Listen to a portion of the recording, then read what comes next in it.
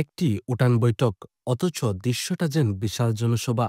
এতেই বোঝা যায় মানুষের ভালোবাসায় তিনি কতটা সমাদৃত। তবে এই দৃশ্যটি নতুন নয়।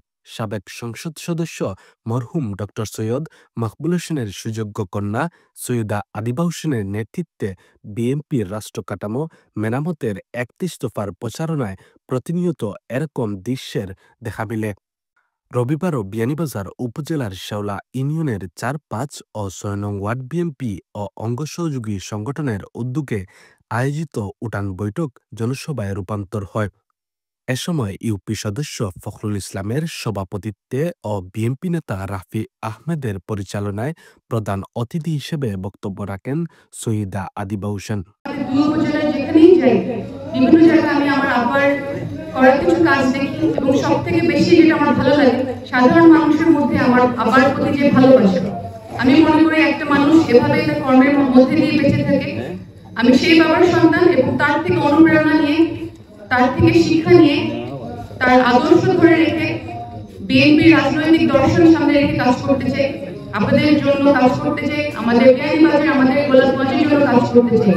এছাড়াও বক্তব্য রাখেন গোলাপগঞ্জ উপজেলা বিএনপির সিনিয়র সহসভাপতি হেলালুজ্জামান হেলাল, সিলেট জেলা বিএনপির সাবেক তাঁতি বিষয়ক সম্পাদক অহিদ আহমদ তালুকদার, গোলাপগঞ্জ পৌর বিএনপির সাধারণ সম্পাদক নজরুল ইসলাম, বিয়ানীবাজার উপজেলার শেওলা ইউনিয়নের সাবেক চেয়ারম্যান আখতার হোসেন খান, গোলাপগঞ্জ উপজেলা বিএনপির সিনিয়র সহসভাপতি সেলিম উদ্দিন, বিয়ানীবাজার উপজেলা বিএনপির যুগ্ম সম্পাদক শিবলু আহমদ, ক্রীড়া বিষয়ক সম্পাদক মানিক মিয়া, আলীনগর ইউনিয়ন বিএনপির সভাপতি সৈয়দ মোয়াজ্জেম হোসেন, সাধারণ সম্পাদক মামুন আহমদ, লক্ষ্মীপাশা ইউনিয়ন বিএনপির সাধারণ সম্পাদক ফখরুল ইসলাম, আমুরা ইউনিয়ন বিএনপির সাধারণ সম্পাদক আব্দুল গফফার কুটি, গোলাপগঞ্জ পৌর ছাত্র দলের সদস্য সচিব টিপু সুলতান, আরাফাত রহমান কেকো, ক্রীড়া সংসদ বিয়ানীবাজারের আহ্বায়ক মোহাম্মদ ফাহিম শাকিল অপু। এ সময় বক্তারা বলেন, আমরা বিশ্বাস করি গোলাপগঞ্জ বিয়ানীবাজারের মানুষের ভালোবাসার প্রতি শ্রদ্ধা রেখে আমার দল বাংলাদেশ জাতীয়তাবাদী দল আগামী নির্বাচনে তাদের শীষের প্রার্থী হিসাবে সৈয়দ আদিবা হোসেনকে মনোনীত করবে।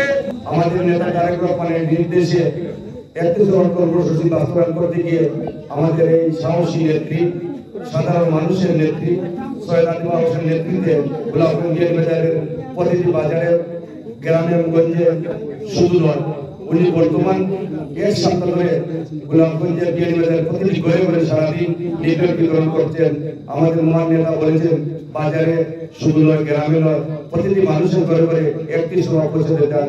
আয়োজিত উঠান বৈঠকে স্থানীয় জনগণের পাশাপাশি উপস্থিত ছিলেন বিএনপি ও অঙ্গ সহযোগী সংগঠনের নেতৃবৃন্দ। শামিল হোসেন, যুবরাজ 24।